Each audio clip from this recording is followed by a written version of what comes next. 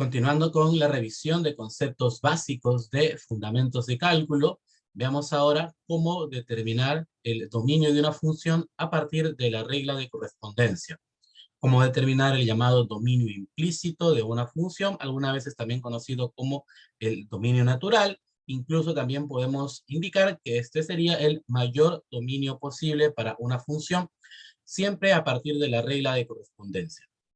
Si bien es cierto, hay una definición muy concreta para el dominio de una función, de manera práctica, cuando tenemos la regla de correspondencia, hay algunos detalles que podemos sistematizar para el cálculo del dominio de una función.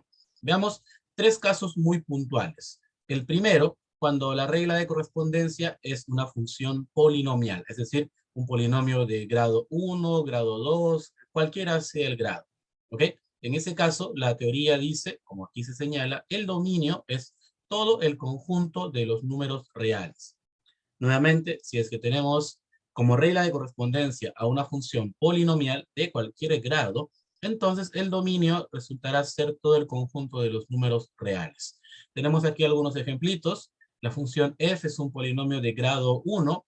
Si es que me preguntan por el dominio natural, todos los números reales. La función g es una función polinomial de grado 2, un medio de x al cuadrado más 7. Si nos preguntan por el dominio implícito de la función, también será todos los números reales.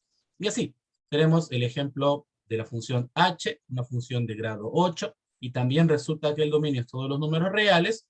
Y en el caso de la función q, este cuarto pequeño ejemplo, es una función de grado 12, el dominio también será todos los números reales. Notar que no es necesario que el polinomio esté completo, ni siquiera debe estar ordenado, simplemente función polinomial. Cualquiera sea el grado, el dominio implícito, el dominio natural, es todo el conjunto de los números reales. En realidad, este caso primero es bastante directo. Un segundo caso, que también es directo, aunque un poco más interesante, es cuando tenemos una función racional. Recuerden, jóvenes, que se denomina racional a una expresión como esta, ¿no? Una fracción, si quieres, donde tenemos un numerador y un denominador. Ambos tienen que ser polinomios para que sea catalogado esta expresión como racional. Entonces, en ese escenario, el dominio de f, el dominio de la función, lo constituyen todos los números reales, de modo tal que el denominador sea diferente de 0. Entendamos un poquito esto.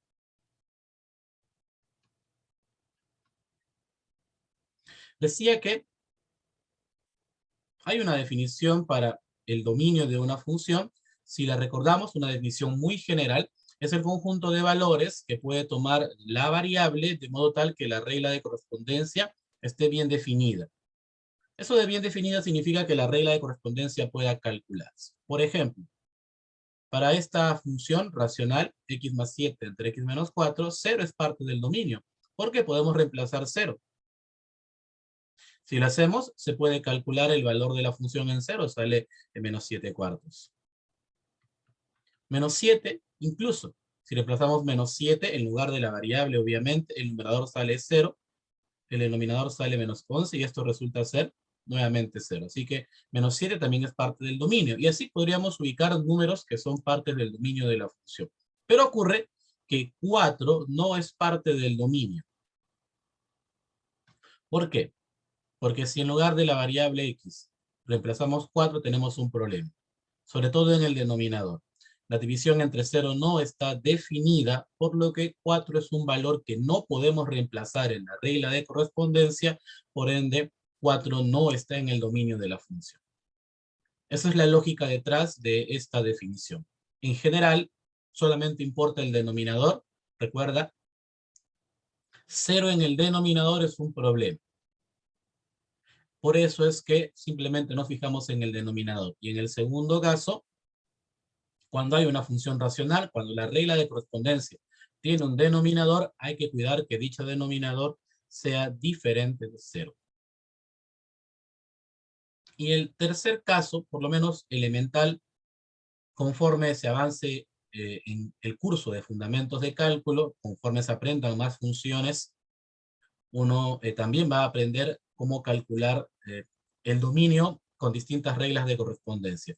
Pero un tercer caso elemental que se puede ya analizar es cuando tenemos una función irracional. Una función irracional es cuando aparece una raíz. En particular aquí, en la regla de correspondencia, veamos cuando hay raíz cuadrada. De la misma manera que el caso 2, para hallar el dominio tenemos que preguntarnos cuáles son los valores que hacen que esta regla de correspondencia se puede calcular. Cuando hay una raíz cuadrada hay que tener cuidado en lo siguiente. Por ejemplo, aquí podemos reemplazar f evaluado en 4, claro que sí. Saldría la raíz cuadrada de 0, que se puede calcular, es 0. Podríamos reemplazar incluso f en 6, tal cual.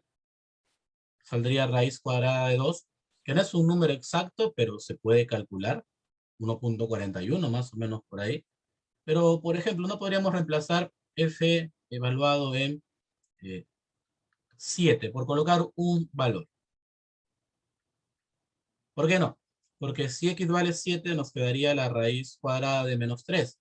Y eso no se puede calcular en los números reales. En los números reales solamente podemos calcular raíces cuadradas de cantidades mayores o iguales que 0.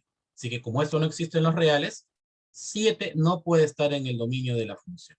Y así, podríamos buscar números que queden fuera del dominio, sobre todo aquellos que hacen que esta expresión sea negativa. Como queremos encontrar los valores del dominio, nos planteamos pues lo contrario. ¿Para qué valores de x lo que está dentro de la raíz tiene que ser mayor o igual que 0? Y ahí encontraríamos el dominio de esta función. Y en general, así encontraremos el dominio de dicho caso, ¿no? Entonces, para determinar el dominio, cuando hay una raíz cuadrada, sobre todo planteamos lo que está dentro de la raíz, solo lo que está dentro de la raíz tiene que ser mayor o igual que 0.